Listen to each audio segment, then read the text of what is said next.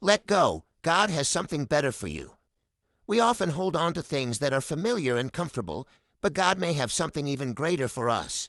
To receive this, we must let go of the old. This act of letting go is a faith move, similar to the Israelites leaving slavery for the promised land. There is often a waiting period where God prepares us for the blessings ahead. Holding on to past relationships, mindsets, or comforts can stifle our growth.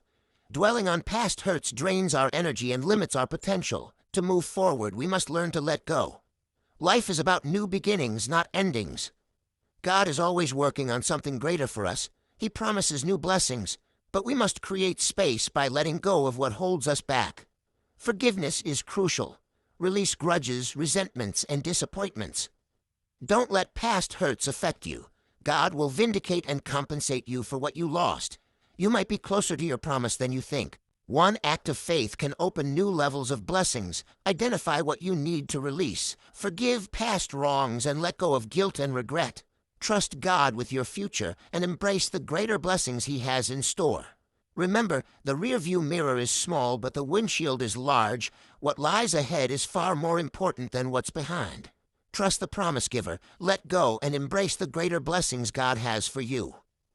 Archangel Michael, God's fighting angel. Explained. Angels are real and active in the spiritual realm, though often unseen in the physical world. Most angels in the Bible resemble humans, and many do not have wings. There are various categories of angels such as cherubim, seraphim, archangels, thrones, and dominions. However, only 3 angels are named in the Bible: Michael, Gabriel, and Lucifer.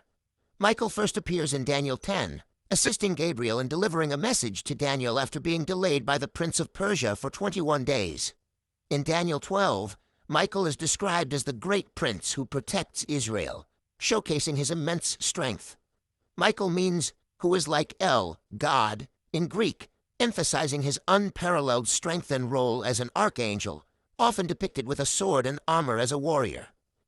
Peculiarity of Michael's role. Michael is always seen fighting or opposing evil forces, making his role crucial in God's plans. For example, he helps Gabriel and stands guard over Israel. He is also the only angel explicitly called an archangel in Jude 1:9, where he contends with the devil for Moses' body. His spoken words in the Bible, "The Lord rebuke you," are directed against Satan. Michael's title and importance. Michael is referred to as a prince who stands guard over Israel. Daniel 12:1. He is the head of the angelic armies, leading them against the dragon in Revelation 12:7-9. This makes him a pivotal figure in end-time events. It is argued that the archangel mentioned in 1 Thessalonians 4:16, who accompanies the Lord's descent, could be Michael. His strength comes from God, and he remains subject to God's authority.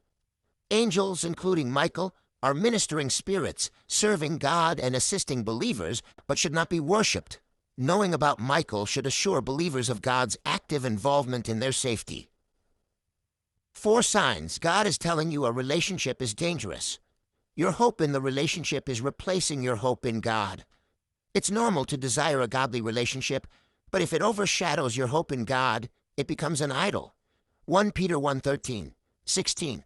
Set your hope fully on the grace of Jesus Christ. We should seek joy in relationships, but our ultimate hope must lie in God, who alone provides perfect joy. You have to force the relationship to make it happen. Valuable things require effort, but if forcing the relationship pulls you away from God, it's a sign to let go. Psalm 32:8-11. God guides willingly, not forcefully.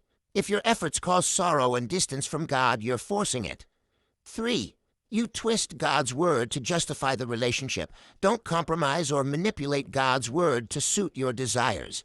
2 Timothy 4:3-4. Beware of false teachings that align with personal desires rather than sound doctrine. If you need to distort God's word, it's a sign God is saying no. The relationship does not produce good fruit. Evaluate the impact of the relationship on your life. Good causes produce good effects. Matthew 7:17-20. A good tree bears good fruit. If the relationship brings negativity, it's time to let go.